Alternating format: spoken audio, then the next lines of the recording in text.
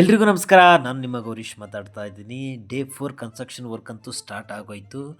So ನಾವೇನು expect ಮಾಡಿದ್ದೀವಿ ಆ ಒಂದು ಎಕ್ಸ್ಪೆಕ್ಟೇಷನ್ ತಕ್ಕಂತೆ ಕೆಲಸನೂ ಸಹ ನಡೀತಾ ಇರತಕ್ಕಂಥದ್ದು.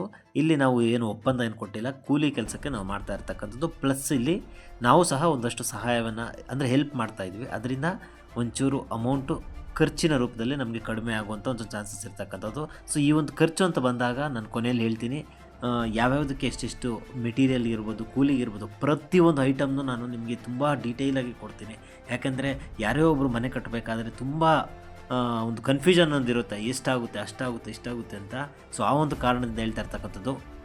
ನಾನು ಇಲ್ಲಿ ಖರ್ಚನ್ನು ವಿಚಾರಕ್ಕೆ ಬರೋದಾದರೆ ಒಂದು ಸ್ಟೆಪ್ 3 ಅಂತ ನಾನು ನಿಮಗೆ ಇಲ್ಲಿ ತಿಳಿಸ್ಕೊಡ್ತೀನಿ. ಸ್ಟೆಪ್ 1 ಮೊದಲನೇ ಹಂತ, ಸ್ಟೆಪ್ 2, ಸ್ಟೆಪ್ 3 ಯಾವ್ಯಾವ ಹಂತದಲ್ಲಿ ಎಷ್ಟೆಷ್ಟು ಖರ್ಚು ಬಂತು ಅನ್ನೋದನ್ನು ತುಂಬ ಡೀಟೇಲಾಗಿ ತಿಳಿಸ್ಕೊಡುವಂಥ ಒಂದು ಪ್ರಯತ್ನವನ್ನು ಮಾಡ್ತೀನಿ.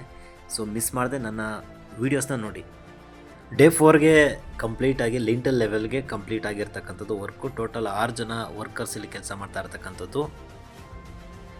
ಸೊ ನಮ್ಮ ಭಾಗದಲ್ಲಿ ಮೇಸ್ತ್ರಿಗೆ 1100 ಕೊಟ್ಟರೆ ಹೆಲ್ಪರ್ಗೆ 800 ಕೊಡ್ತಾ ಇದ್ದೀವಿ. ನಿಮ್ಮ ಭಾಗದಲ್ಲಿ ಎಷ್ಟು ಕೊಡ್ತಾರೆ ದಯವಿಟ್ಟು ಕಮೆಂಟ್ ಸೆಕ್ಷನಲ್ಲಿ ಕಮೆಂಟ್ ಮಾಡಿ. ಹಾಗೆ ಈ ಒಂದು ವೀಡಿಯೋಗೆ ಲೈಕ್ ಮಾಡಿಲ್ಲ ಅಂದರೆ ಲೈಕ್ ಮಾಡಿ, ಶೇರ್ ಮಾಡಿ.